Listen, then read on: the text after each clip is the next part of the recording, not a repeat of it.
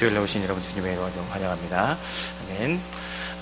성경에서 영적인 암흑기가 찾아올 때가 있습니다. 그 암흑기에 찾아오는 특징의 큰 것 중에 하나가 뭐냐면 바로 말씀이 없다라는 것이죠. 하나님의 말씀이 들리지 않는 시대가 바로 성경에서 나타난 영적 암흑기의 특징이었습니다. 그래서 이 말씀이 없다는 것은 단순히 하나님의 말씀이 없다는 것보다 말씀은 여전히 있습니다. 성경으로도 있고 들려지는 선지자들의 말씀이 있죠. 그러나 그 말씀이 있는데 말씀이 없다는 것은 다른 뜻으로 어떤 뜻이냐면 사람들이 그 말씀을 듣지 않는다는 것이죠. 여전히 선포되고 있지만은 그 말씀을 전혀 듣지 않는 것, 바로 그것이 바로 영적인 암흑기입니다. 그래서 호세아 4장 6절에 보면은 내 백성이 지식이 없으므로 망한도다 이야기를 하셨습니다. 또 아모스 8장 11절에도 주 여호와의 말씀이라 보라 날이 이를지라 내가 기근을 땅에 보내되 양식이 없어 주림이 아니며 물이 없어 가람이 아니요 여호와의 말씀을 듣지 못한 기갈이다 라고 말씀하십니다. 한마디로 말씀이 없는 이스라엘의 말씀이 없는 시대에 대해서 그 말씀이 없음으로 인해서 이스라엘이 영적으로서 무너지고 또 그들 가운데 삶이 점점 피폐해지는 것을 하나님께서 이 말씀을 통해서 보여주고 계십니다. 이 시대에도 점점 먹을 양식이 줄어든다고 이야기를 하죠. 미래의 양식에 대해서 여러 가지 이야기를 합니다.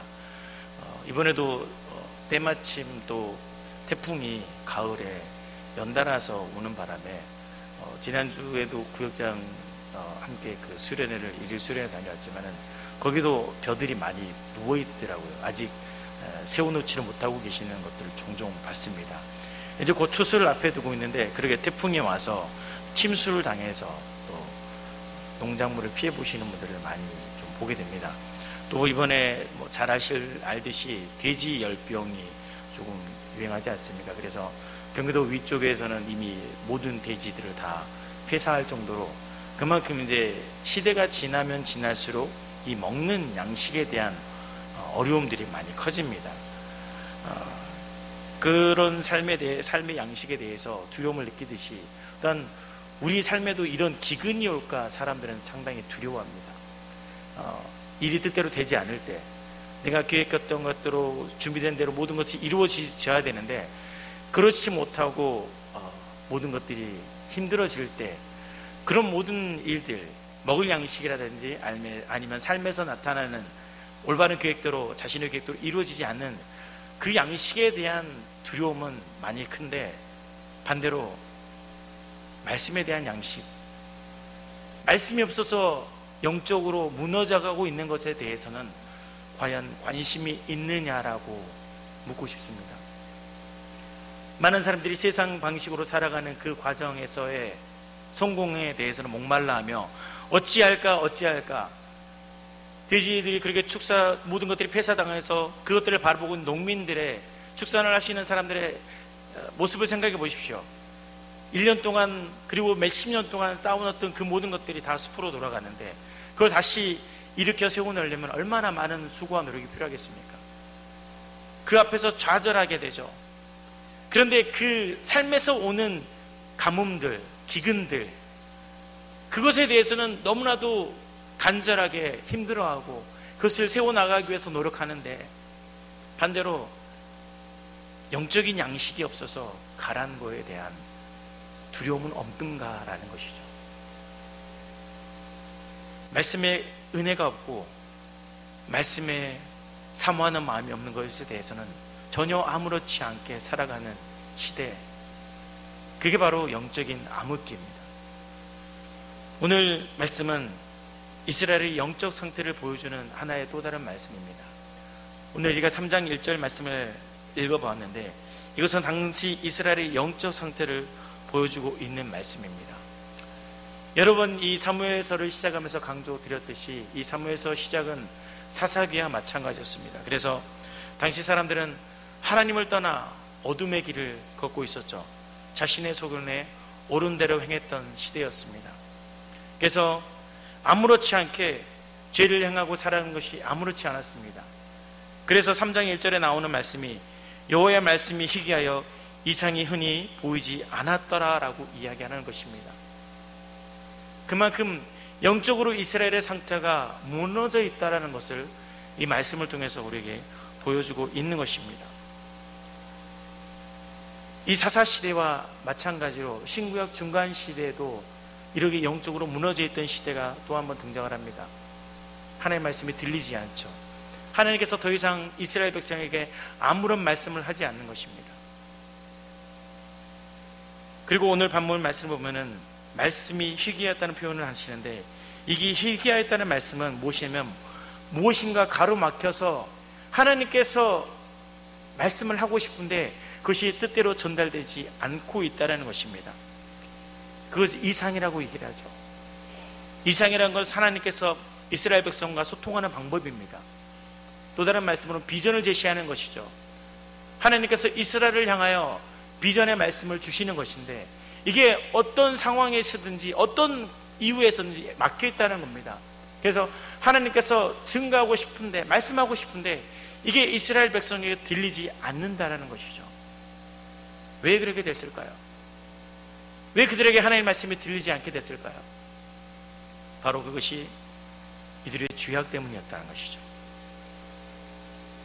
가장 큰 특징이 바로 이들의 종교적 죄악이었습니다. 앞에서 엘리야와 그의 아들들의 죄악에 대해서 계속해서 언급을 했었습니다. 근데 이 엘리와 그의 아들들의 죄악은 그 사람들만의 문제가 아니었습니다. 대표적으로 하나님께서 그 엘리와 그의 아들들에 대해서 말씀을 하셨던 것이지만은 삶으로 들어가면 모든 이스라엘 당시의 백성들이 그와 같은 종교적인 타락이 있었다는 것이죠. 그래서 하나님의 뜻과는 전혀 다르게 살았다는 것이었습니다. 뒤에 등장하는 말씀이 또한 그렇습니다. 2절 말씀에 엘리의 눈이 점점 어두워져 갔다라고 이야기합니다.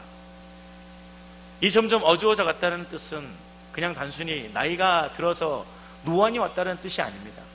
눈이 어두워져 가고 있다는 것은 엘리가 영적으로 점점 무능해져 가고 있다는 것을 하나님께서 빗대어서 이야기하시는 것이었습니다. 마태복음 6장 22절에 보면 눈은 몸의 등불이니 그러므로 내 눈이 성하면 온몸이 밝을 것이요 눈이 나쁘면 온몸이 어두울 것이다 라고 말씀하셨습니다. 눈이 어둡다, 엘리의 영눈이 어둡다는 것은 이미 그가 옳고 그름에 대해서 판단하지 못한다는 것입니다.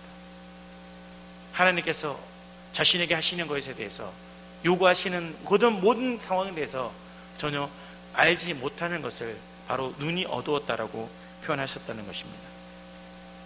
그에 반해 사무엘은 어떻습니까? 사무엘은 점점 하나님의 사람으로 자라나갑니다. 그리고 오늘 본문의 말씀을 보면은 하나님께서 사무엘을 부르시는 장면이 등장을 합니다. 이 장면을 보면은 3번에 걸쳐서 하나님께서 사무엘아 부르시지 않습니까? 그런데 그 상황 속에서 엘리의 모습을 보십시오. 엘리는 어떻게 합니까?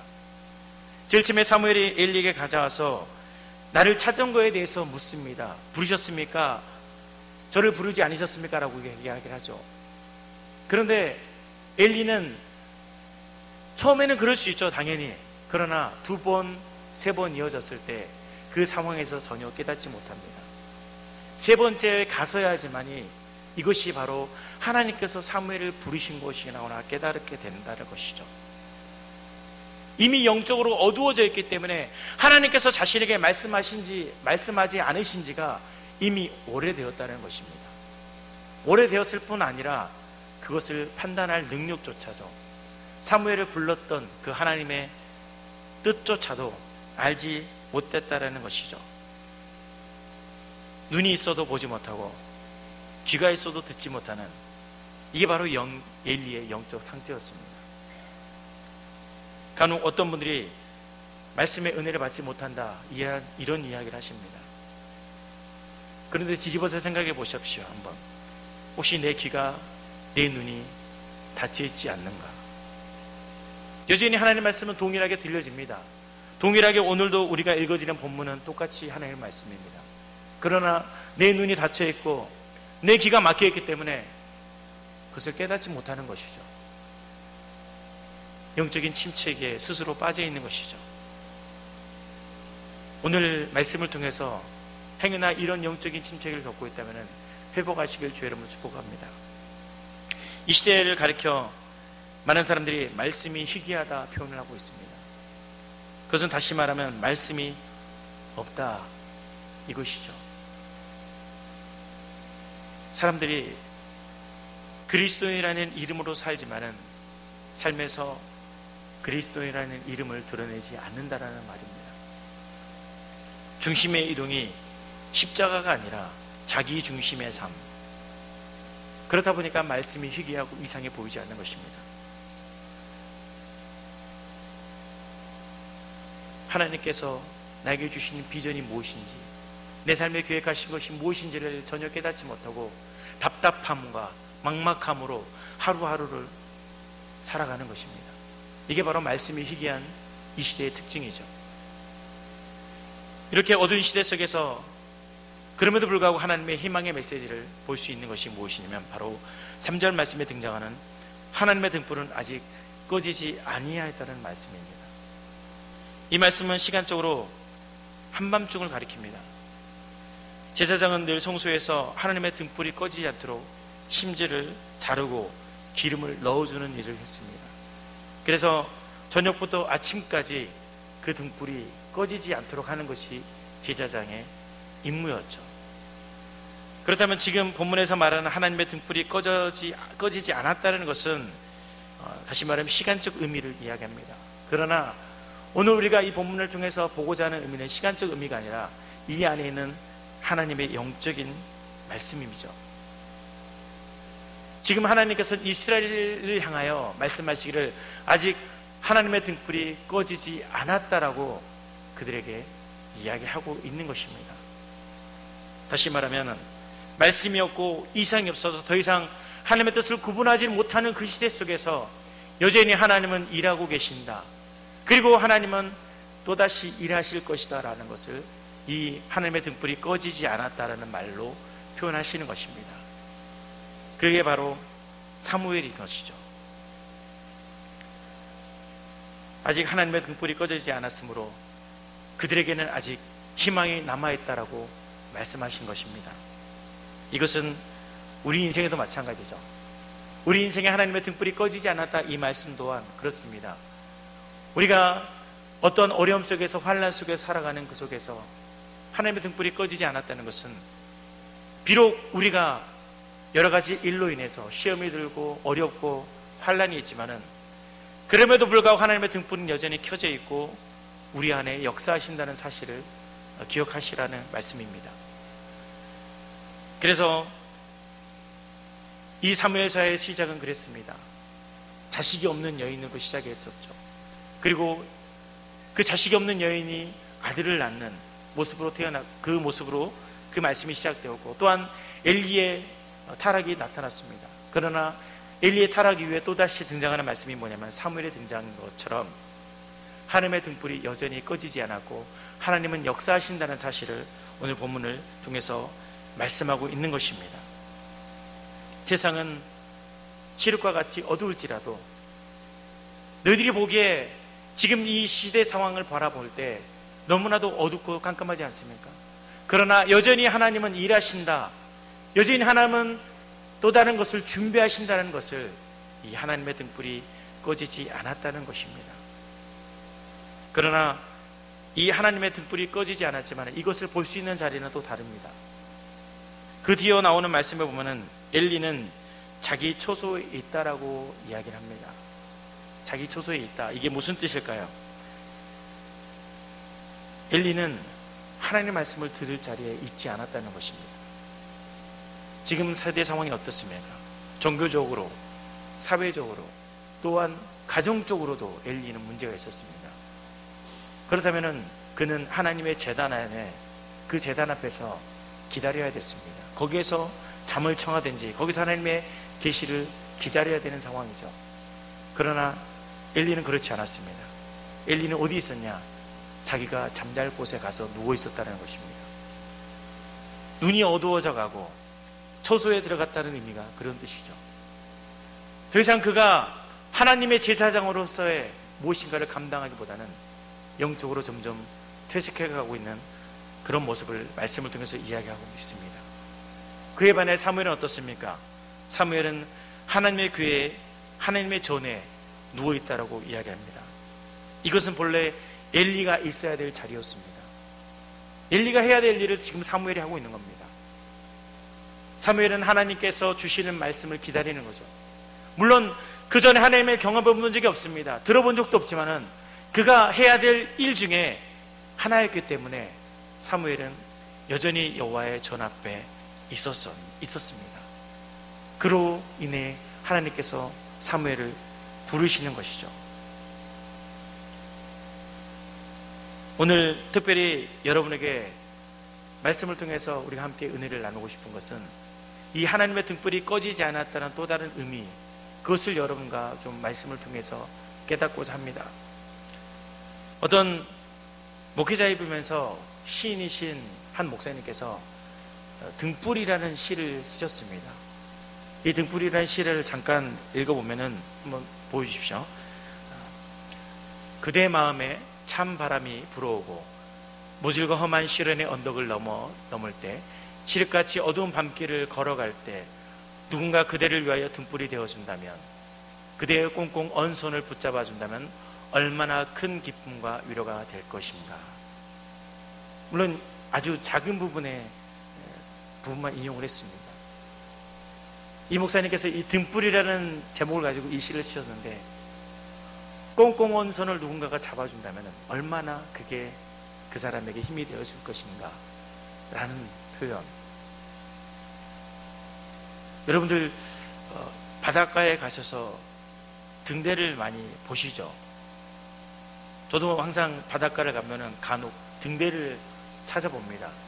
그래서 그 로망이라는 게 좀 있잖아요. 등대 앞에서의 그런 로망들이 있지 않습니까? 그래서 항상 등대를 바라봅니다. 그래서 밤이면은 등대가 켜지는 그 빛들을 바라보면서 생각에 잠기는 그런 경험도 해본 적이 있습니다. 근데 그 등대의 역할이 무엇이죠? 칠흑같은 어둠 속에서 누군가에게 길을 인도해 주는 것이 바로 등대 아닙니까? 예수님께서 마가복음 4장에서 비유로 말씀하신 등불을 여러분들 기억하고 계시죠? 이 등불이 어떻습니까? 말씀하시기를 등불은 말 아래나 평상 아래에 두지 아니하고 등경 위에 둔다라고 말씀하십니다. 이미 이 부분에 대해서 여러분들 잘 알고 계시지만은 여기 계신 분들 중에 몇몇 분들은 아마 호롱불을 사용하신 분들이 계실 겁니다. 옛날에 등잔을 사용했었죠. 저도 이제 시골에 갔을 때 어렸을 때 한 기억이 잠깐 있습니다. 그거를 한번 켰던 기억이 있습니다. 뭐 촛불도 많이 사용을 했었죠. 저희 집도 예전에는 전기가 많이 약했지 않습니까? 그래서 자주 저녁이면 전기가 떨어지는 그런 상황들이 있다 보니까 집집에는 언제나 촛불을 가지고 있었지 않습니까?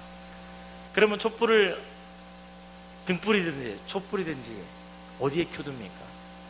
바닥에 켜놓지는 않죠. 항상 위에 켜놓습니다. 예수님께서 말씀하신 것이 그것이죠. 바닥에 두거나 밑에 둠으로 인해서 등불이 여러 곳에 퍼져야 되는데 그렇지 아니하고 높은 곳에 둬야 되는데 그렇지 아니하고 바닥에 두지 않는다라고 말씀하시는 것이 바로 예수님께서 비유로 말씀하시면서 너희들이 그와 같은 등불이 되어야 된다라고 우리에게 교훈적으로 말씀하셨다는 것입니다. 불은 무엇입니까? 바로 어둠을 밝히는 존재죠. 아방 시대의 엘리야가 이세벨을 피하여서 도망을 가죠. 그가 어땠습니까? 850명이 되는 우상 숭배자들 다 무찔릅니다. 승리를 이끌었지만은 결국은 어떻습니까? 이세벨을 피하여 호렙으로 도망가죠. 하나님께서 호렙산으로 그를 이끌어내십니다. 엘리야가 호렙산에서 어떤 말을 하죠? 나만 혼자 남았건대요. 나만 혼자 남았건대요. 이런 이야기를 합니다. 엘리야는 하나님의 이름으로서 많은 사역을 했었고 또한 그 전 앞서 850명이라는 우상숭배자를 무찔렀기 때문에 하나님께서 정말 큰 역사를 하실 줄 알았습니다. 그러나 오히려 이세벨의 기세 등등하여 자신을 쳐 죽이려 하였고 자기는 쫓기는 제자가 됩니다. 생각해보니 아무도 자신을 도와주는 자가 없고 혼자 남은 것 같습니다. 그때 하나님께서 엘리야에게 이렇게 말씀하십니다. 아직 남은 자가 있다. 몇 명이나? 7,000명이나 남아있다라고 이야기합니다. 아직 우상에게 무릎 꿇지 않는 그 7,000명이 남아있다라고 합니다. 다시 말씀드리면은 이 7,000명이 무엇입니까? 바로 하나님의 등불된 자들이었습니다. 그 우상이 가득하고 거리마다 많은 사람들이 바알과 아세라에게 절을 합니다. 하나님을 섬기면서도 우상에 가서 절을 하는 것이 그 당시 사회의 모습이었죠. 종교적으로 타락했습니다. 모든 사람이 떠난 것 같죠.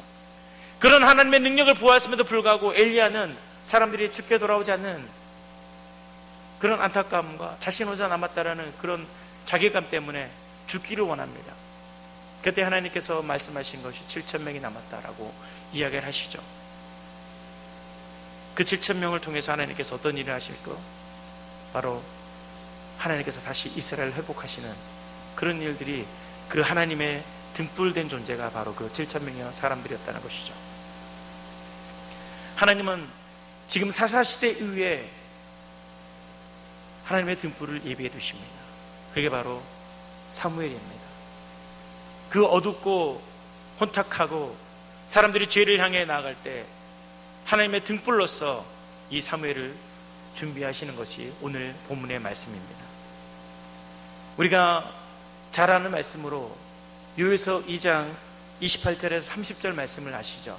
우리가 한번 말씀을 읽어보도록 하겠습니다. 요엘서 2장 28절 30절 말씀인데 한 목소리를 읽어보도록 하겠습니다. 시작.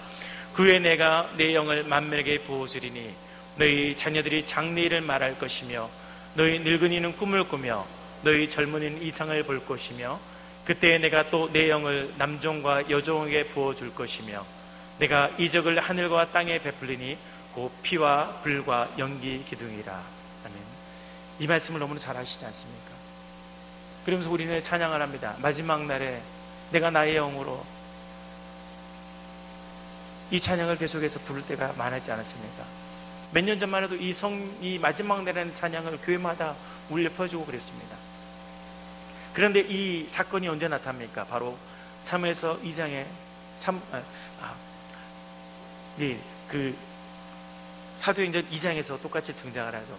사도행전 2장에서 성령이 불같이 임하고 난 다음에 베드로가 설교를 합니다. 베드로가 설교할 때 이 부분을 인용을 합니다. 똑같이 사무엘서 2장에서 이 요엘서 말씀을 인용하면서 이 마지막 때, 하나님의 때에 하나님께서 사람들에게 성령을 부어주실 것이라는 이야기를 하시죠. 이 설교 후에 어떤 일들이 일어납니까? 바로 3,000명, 5,000명, 수많은 사람들이 복음을 받아들이는 일이 이 말씀을 통해서 나타납니다.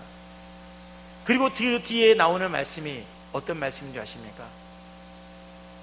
사람들이 함께 모여 기도하고 떡을 떼고 서로 나눠주는 일들, 그리고 가장 중요한 일이 뭐였냐면은 날마다 구원받는 자의 수가 점점 늘어나더라.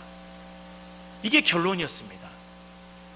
하나님의 영이 그들 가운데 임하니까 그들이 변화되고 믿는 자가 늘어나고 많은 사람들이 칭송을 받는 겁니다. 하나님의 자녀로서, 그리스도인으로서 칭송을 받는 것이었습니다. 제자들은 예수님께서 택하신 하나님의 등불이었죠.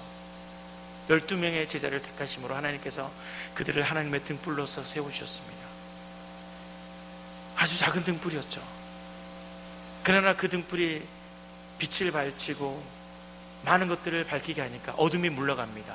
그래서 3,000명, 5,000명의 사람이 베드로가 설교할 때 그 많은 사람들이 주께 돌아왔습니다. 그리고 그 모였던 그 사람들이, 또 회개했던 그 사람들이 모여서 하나님 말씀을 증거했고, 그리고 날마다 믿는 자의 수가 드러났던 것, 그게 바로 초기 기독교의 모습이었습니다. 하나님의 등불이 어떻게 퍼져갔는지를 보여주는 말씀이죠. 우리가 살고 있는 이 시대, 혼돈의 시대입니다. 어둠의 시대입니다. 말씀이 있는 것 같습니다. 수없이 말씀이 있는 것 같고, 요즘에는 어떻습니까? 스마트폰으로 말씀 듣기도 참 쉽습니다. 내가 듣고 싶은 말씀, 언제든지 내가 듣고 싶은 목사님의 설교를 들을 수 있습니다. 홍수의 시대죠. 그러나 그렇게 많은 말씀이 들릴지라도 그럼에도 불구하고 지금 어떠냐? 이 시대는 이 사무엘서 시대와 똑같다는 것이죠. 어둠이 가득합니다. 왜 그럴까요? 그리스도인으로서 불을 밝혀야 되는데 그 불이 희미해지고 있기 때문이죠. 우리를 하나님께서, 예수님께서 우리에게 말씀하실 너희는 세상의 빛이라 라고 말씀하셨는데 그 빛을 발해야 되는데 우리는 그 빛을 어디에 두냐? 말이나 평상 아래 두고 있는 것입니다. 높이 들어서 등불을 밝혀야 되는데 그렇지 못하고 아래에 숨겨둡니다. 부끄러워합니다. 우리가 지금 미래의 추수 전도잔치를 하고 있지 않습니까? 예전 같으면은 전도축제를 한다, 새신자 잔치를 한다. 몇십 년 전만 해도 어땠습니까? 교인들이 전부 다 헛띠를 메고 날이면 날마다 나와서 전도지를 나르면서 예수님 믿으세요, 예수님 믿으세요 막 소리쳤던 게 예전의 모습이었습니다.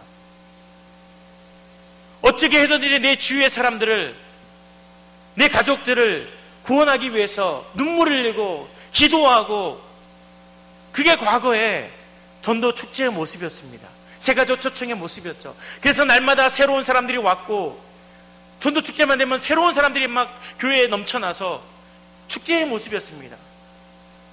그러나 요즘의 전도 축제의 모습은 어떻습니까? 많은 교회의 모습들이 겉으로는 전도 축제인데 그 실상 안에 들어가 보면은 정말 전도에 대한 마음을 가지고 빛을 바라는 분이 정말 찾기 힘든다는 것입니다. 보이지 않나요? 내 삶이 바쁜데 우리 주일학교 애들한테 이야기합니다. 너희들 가서 전도해야 돼, 전도해야 돼. 뭐라고 대답하는지 아십니까? 아이들이 뭐라고 대답할까요? 전도 안 해요 그럴까요? 아니, 전도 안 해요 그런 말은 안 합니다. 다르게 대답합니다. 뭐라고 대답할까요? 다 믿어요 이렇게 대답합니다. 그래서 저는 그렇게 해서, 그렇지, 너희 주위에 있는 사람들 다 믿어, 교회 다녀. 그런데 너희 반에서 19명, 20명이 되겠죠. 근데 너희 반에서 너랑 친한 애들만 이야기하지 않니? 너희 반에서 19명 전부 다 너랑 친하니? 그 사람들하고, 그 아이들하고 정말 이야기를 해보니? 물어봅니다. 아니요, 안 합니다. 극히 일부 자기의 주위에 있는 몇몇 아이들과 모여서 이야기합니다. 그리고 그 아이들 물어보면 교회 다녀. 그게 끝입니다. 그런데 1년이 지나도록 저 뒤에 있는 친구, 저 반대편에 있는 친구에 대해서는 이야기해 본 적이 없죠. 한 번이라도 너 교회 다니니? 예수님 믿니? 이야기해 본 적이 없습니다. 그냥 그 아이들이 이야기하는, 우리 아이들이 이야기하는 것은 자기 주위에 있는 그냥 몇몇 아이들이 교회 다녀요. 그래서 전도할 사람이 없어요. 이렇게 이야기를 합니다. 그런데 뒤집어보면은 학원에서 또 반 안에서 여전히 말을 하지 않는 친구들, 그 친구들에게는 여전히 복음이, 그 친구들이 여전히 믿지 않는 친구들이 많이 있을 겁니다. 그런데 아이들이 복음을 증거하지 않습니다. 증거할 데가 없다는 것이죠. 그만큼 하나님의 말씀을 증거하는 이 복음의 등불이 점점 희미해져 가고 있다는 것입니다. 오늘 저는 여러분에게 말씀드리고 싶은 것은 우리가 하나님의 등불 대자입니다. 이 시대의 등불이 누구냐? 바로 우리입니다. 하나님께서 그 어두운 시대 속에서 사무엘을 통해서 그 다음 시대, 무엇보다도 다윗 왕을 세우지 않습니까?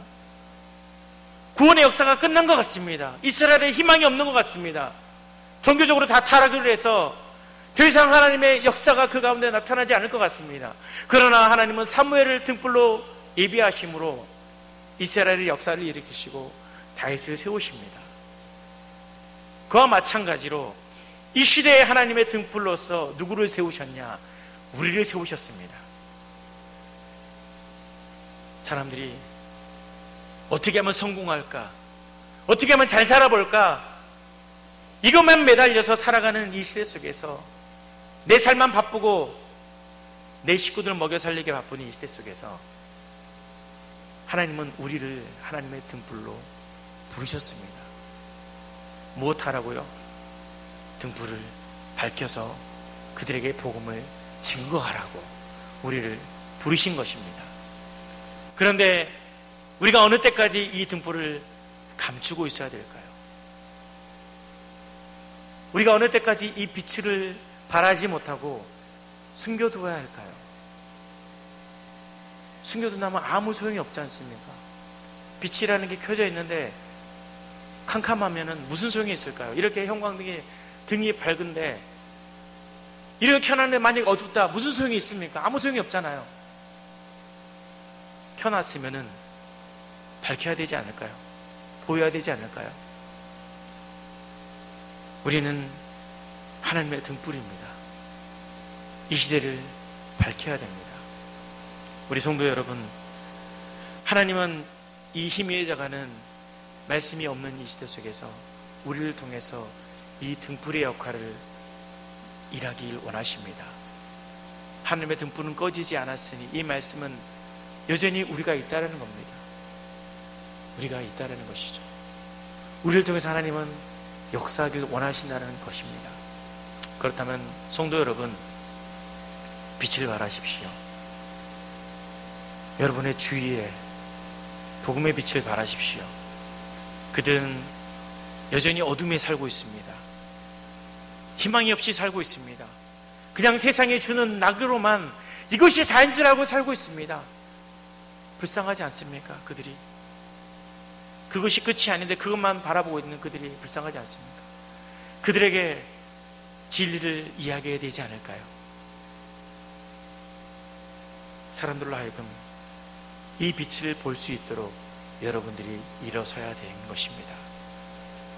오늘 말씀을 통해서 우리가 다시 한번 기억해야 될 것은 등불은 꺼지지 않았고 하나님은 역사하십니다. 그리고 그 등불은 우리입니다. 우리는 주저앉아 있으면 안 됩니다. 복음을 들었기 때문에, 은혜를 받았기 때문에 나가서 그 빛을 발해야 되는 것입니다. 이와 같이 복음의 빛을 발하는 우리 성도님 되시기를 주의 이름으로 축복합니다. 아멘. 이 시간 함께 기도하겠습니다. 잠시 기도할 것은 우리가 11월 3일 미랄 추수전도자치를 기획을 하고 있는데, 하나님, 우리가 어느 때까지 빛을 들지 못하고 있습니까? 우리에게 주신 이 등불, 하나님께 주신 이 복음의 빛 발할 수 있도록 도와주시고, 우리 주위에 있는 많은 사람들, 믿지 않는 자들에게 주의 복음을 증거하게 해주시고, 그것을 통해서 하나님의 귀한 역사가 있게 해달라고 우리 다 같이 한 목소리로 기도하며 나가겠습니다. 아버지 하나님 감사합니다. 우리를 통해서 역사하실 하나님, 우리를 복음의 등불로서 세워주신 하나님 감사합니다. 이 어둠의 시대, 말씀이 희귀하여 주의 성에 보이지 않는 이 어둠의 시대 속에서 하나님께서는 우리를 주의 복음의 등불로서 세워주셨습니다. 하나님의 세상 사람들은 아버지 이 땅에서 세상의 것을 소망을 들고 여전히 아버지 이 어둠 속에서 살아갑니다. 그들은 진리를 보지 못하고 하나님 살아가고 있습니다. 아버지, 우리를 이 시대 속에서 복음의 등불로 세우셨는데 하나님, 어느 때까지 우리가 주여 숨어 있으면서 빛을 발하지 못하게 했을까요? 하나님, 우리에게 주신 이 빛을 우리가 믿음으로써 밝게 해주시고, 우리의 주위에 있는 수많은 사람들에게 예수 그리스도 그 빛, 복음의 빛을 바람으로 인해서 믿지 않는 자들에게, 여전히 어둠 속에 거하는 자들에게 예수의 희망을 보게 해 주시옵소서, 소망을 보게 해 주시옵소서. 그리하여 그들로 하여금 하나님 예수 그리스도를 붙들게 하여 주시고, 특별히 11월 3일 우리에게 주신 아버지 미랄 추수전도자치를 통해서 믿지 않는 모든 자들이 주여 돌아오게 해 주시고, 정말로 주님, 그 시간을 통해서 많은 믿음의 사람들이 주님의 축제에 간절히 경방을 돌리며 주님 앞에 귀한 예물을 드릴 수 있는 복음의 시가 될 수 있도록 주여 축복하여 주시옵소서. 역사하실 주님을 찬양합니다. 도와주시옵소서. 살아계신 하나님 감사합니다. 이 어둠의 시대, 말씀이 희귀하여 이상이 보이지 않는 이 시대 속에서 여전히 하나님의 등불은 꺼지지 않았다고 말씀하셨습니다. 그 어둠의 시대 속에서 사무엘을 준비하심으로 하나님은 새로운 구원의 역사를 마련하신 것처럼 오늘 이 시대 속에서 우리를 세워주심으로 우리를 통해 하나님의 복음의 빛을 발하도록 하셨습니다. 하나님, 우리가 어느 때까지 이 빛을 감추며 숨어 있어야 됩니까? 하나님께서 우리에게 주신 이 복음의 빛을 발하는 사명, 우리가 세상을 향하여, 우리 가족을 향하여, 우리 주위를 향하여 주님 빛을 발할 수 있도록 도와주시옵소서. 어두운 곳이 있다면 그곳에 가서 주의 복음을 빛을 바람으로 인해서 그 어둠을 물러가게 해주시고, 그것을 통해서 하나님의 귀한 역사가 우리를 통해서 나타나게 해주시며, 특별히 전도잔치를 통해서 많은 영혼들이 구원받을 수 있는 믿음의 시간이 될 수 있도록 주여 축복하여 주시옵소서. 감사드리며 예수 그리스도로 기도합나이다. 아멘.